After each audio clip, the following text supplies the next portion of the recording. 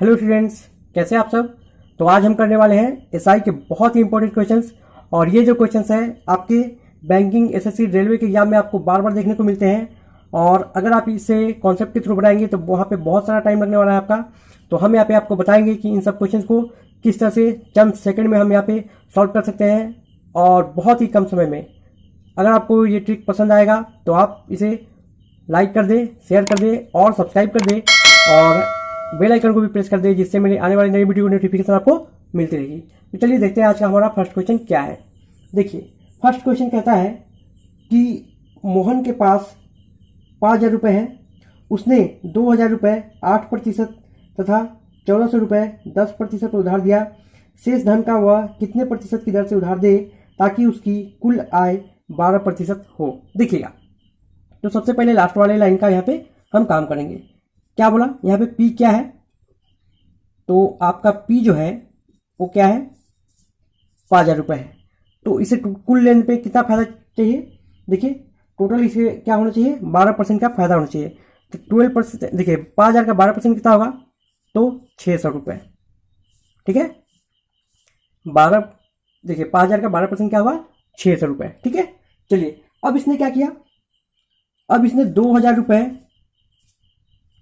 रुपये को किस इंटरेस्ट पे लगा दिया, 8% के हिसाब से लगा दिया। ठीक है, तो 2,000 का, देखिए 2,000 का 8% क्या होगा, यहाँ पे 2 जीरो कैंसिल हो जाएंगे परसेंट के नाम पे, तो क्या होगा, 160 रुपये आ जाएंगे।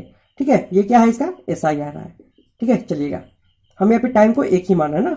चलिए आगे देखिएगा, आगे क्या करना है कि 1,400 रुपये को किस इंटरेस्ट से लगा रहा है, 10% के हिसाब से। तो यहाँ पे इसके कितने आ जाएंगे, 140 रुपये आ जाएंगे।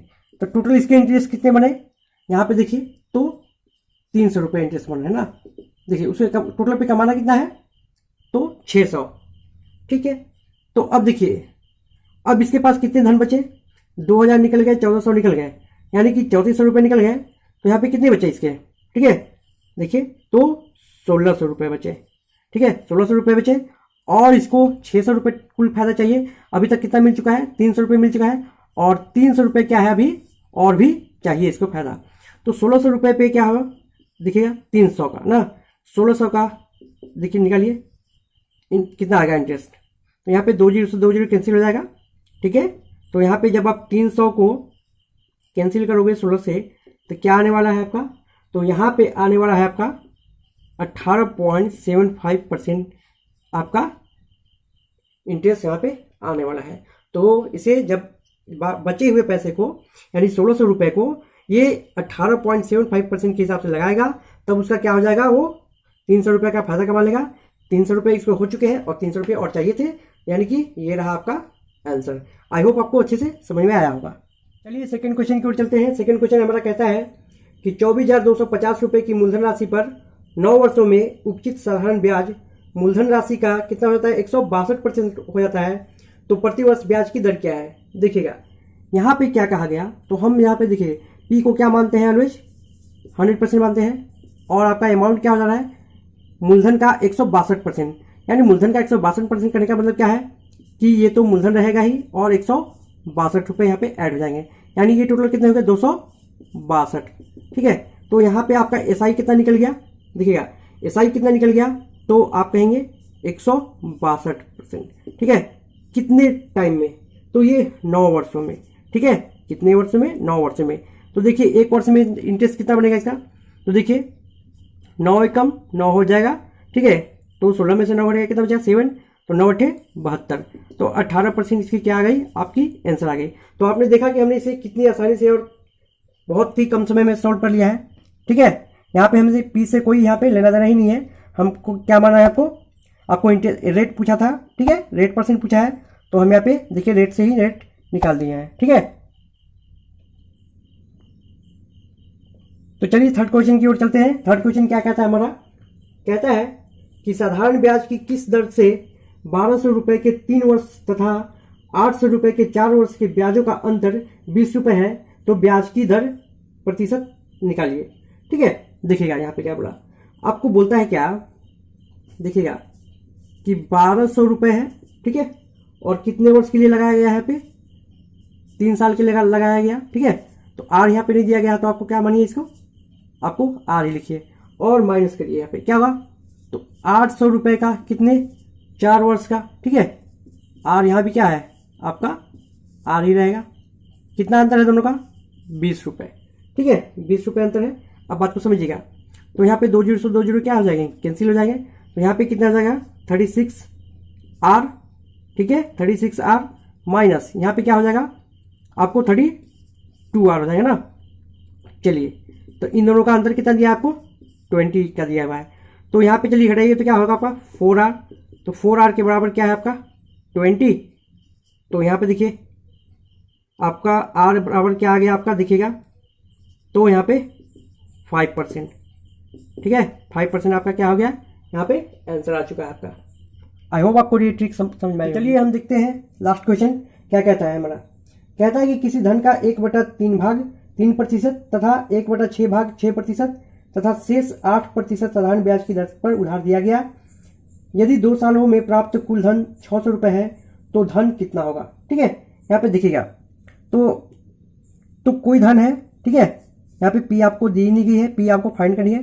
बोला गया कि इस पी का 1/3 भाग, समझिएगा 1/3 भाग और फिर 1/6 भाग।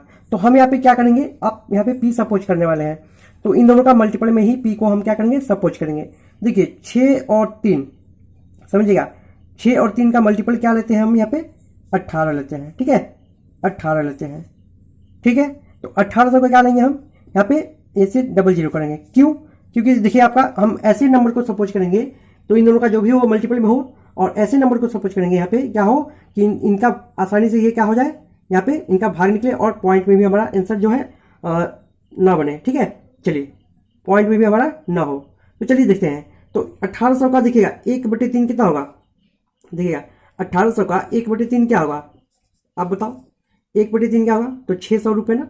देखिएगा 1800 का क्या होगा 1/3, तो 600।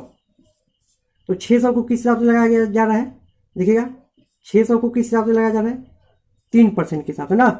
तो यहाँ पे कितनी आ जा रही है आपकी, देखिए 2 जीरो से 2 जीरो कैंसिल हो गई, यहाँ पे क्या हुआ 18 यूनिट बन रहा है।